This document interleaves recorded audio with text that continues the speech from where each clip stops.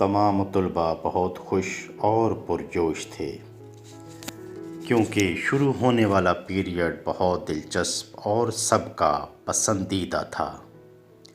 پڑھانے والے استاد بھی تمام طلباء کے فیورٹ ٹیچر تھے۔ وہ نہ صرف طلباء کی تعلیمی میدان میں رہنمائی کرتے تھے بلکہ زندگی کے سفر کو آسان بنانے کے لیے بے شمار چھوٹی چھوٹی باتیں بتاتے رہتے تھے۔ اچانک استاد محترم کمرہ جماعت میں داخل ہوئے تو تمام بچوں کا شور تھما اور سب نے کھڑے ہو کر اپنے معزز استاد کا استقبال کیا۔ استاد محترم نے بچوں کو بیٹھنے کا اشارہ کیا اور بلیک بورڈ کی طرف مڑے، چاک اٹھایا اور بلیک بورڈ پر ایک لمبی لکیر کھینچ دی۔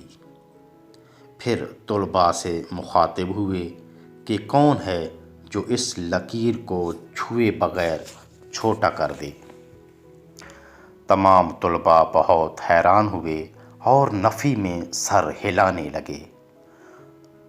استاد محترم نے کلاس کے سب سے ذہین طالب علم کی طرف اشارہ کیا لیکن اس نے بھی نفی میں گردن ہلا دی اور بولا، سر یہ ناممکن ہے، لکیر کو چھوٹا کرنے کے لیے اسے مٹانا پڑے گا، جبکہ آپ فرما رہے ہیں کہ لکیر کو چھونا بھی نہیں۔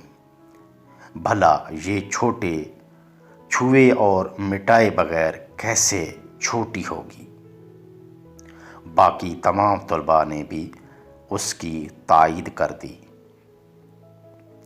استاد محترم نے گہری نظروں سے طلباء کو دیکھا، بلیک بورڈ کی طرف مڑے، چاک اٹھایا اور پہلی لکیر کے متوازی مگر اس سے بڑی ایک اور لکیر کھینچ دی۔ استاد محترم چہرے پر مسکراہٹ سجائے طلباء کی طرف دیکھنے لگے۔ تمام طلباء بڑے حیران کن نظروں سے کبھی بلیک بورڈ کو اور کبھی استاد محترم کو دیکھتے۔ لکیر چھوئے بغیر ہی چھوٹی ہو گئی تھی کیونکہ اس سے ایک اور بڑی لکیر کھینچ دی گئی تھی۔ استاد محترم بولے، اے میرے پیارے بچوں، آپ نے دیکھا کہ کیسے میں نے چھوئے بغیر اس لکیر کو چھوٹا کر دیا۔ تو عزیز طلباء، آپ نے بھی زندگی میں کسی سے الجھے اور جھگڑا کیے بغیر عزم و ہمت، استقلال اور جوش و جذبہ سے آگے بڑھتے رہنا ہے۔ علم کی شمع کو جلائے رکھنا ہے۔ زندگی میں بہت سی مشکل راہیں اور رکاوٹیں آئیں گی، بہت سے لوگ آپ کی راہ میں حائل ہوں گے، لیکن آپ نے مثبت اور تعمیری سوچ لے کر آگے بڑھتے رہنا ہے۔ طلباء نے آج زندگی کا سب سے بڑا سبق سیکھ لیا تھا۔